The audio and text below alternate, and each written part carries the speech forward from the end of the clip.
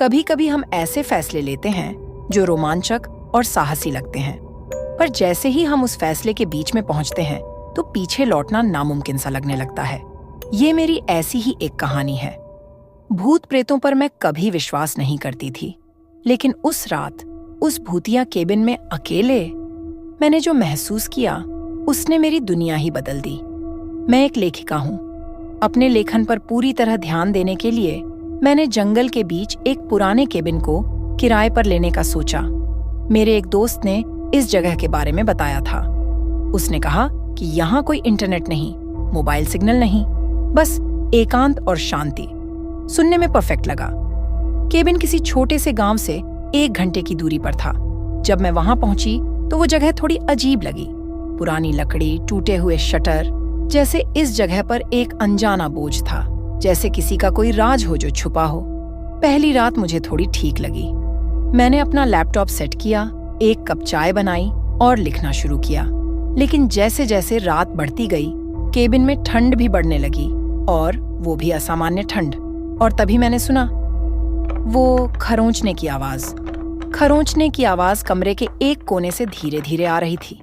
मैंने रुककर चारों ओर देखा, पर कुछ भी नहीं था।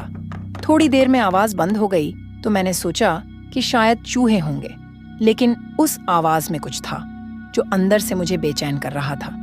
उस रात सोना मेरे लिए मुश्किल था। हर बार जब मैं आंखें बंद करती, ऐसा लगता जैसे कोई कमरे में मेरे आसपास घूम रहा है। धीमे कदमों की आहट, जैसे कोई शांति से मेरी ओर बढ़ रहा हो। मैंने खुद को समझाया कि ये बस मेरी कल्पना होगी, लेकिन जैसे ही मैं गहरी नींद में गई, असली खौफ शुरू हुआ। मैं नींद में से झटके से जागी। दिल जोरों से धड़क रहा था। दरवाजा धीरे धीरे चरमराते हुए खुल रहा था। अंधेरे में मुझे ऐसा लगा जैसे कोई मेरी तरफ देख रहा था। बस खड़ा था, मुझे देख रहा था। मैं हिल भी नहीं सकी। मैंने खुद को समझाने की कोशिश की कि शायद ये बस मेरे दिमाग का खेल है, लेकिन तभी वो आकृति मेरी ओर बढ़ने लगी, धीरे धीरे, मेरे और करीब। सुबह होते ही मैंने खुद को समझाया कि शायद ये एक बुरा सपना था। मैंने बाहर जाकर गहरी सांस ली और इस घटना को भूलने की कोशिश की। दिन में सब कुछ नॉर्मल लगने लगा, जब तक कि मैंने दरवाजे के बाहर कीचड़ में पैरों के निशान नहीं देखे। ये जानवरों के निशान नहीं थे, ये इंसानी कदमों के निशान थे, और वहां मीलों तक कोई इंसान नहीं था। अगले दिन मैंने निकलने की कोशिश की, लेकिन मेरी कार चालू ही नहीं हो रही थी। मुझे एक और रात उस जगह रुकना पड़ा। मैंने खुद को एक कमरे में बंद कर लिया, एक टॉर्च हाथ में लेकर रात बिताने का इंतजार कर रही थी। लेकिन आधी रात के आसपास फिर वही खरोंचने की आवाज शुरू हो गई, इस बार बहुत तेज। दीवारें जैसे सांस ले रही थीं, धड़क रही थीं, और तभी किसी की धीमी आवाज सुनाई दी। किसी ने मेरे नाम को बहुत धीमे से पुकारा। मैंने उस आवाज को अनसुना करने की कोशिश की, लेकिन वो धीरे धीरे तेज होती जा रही थी।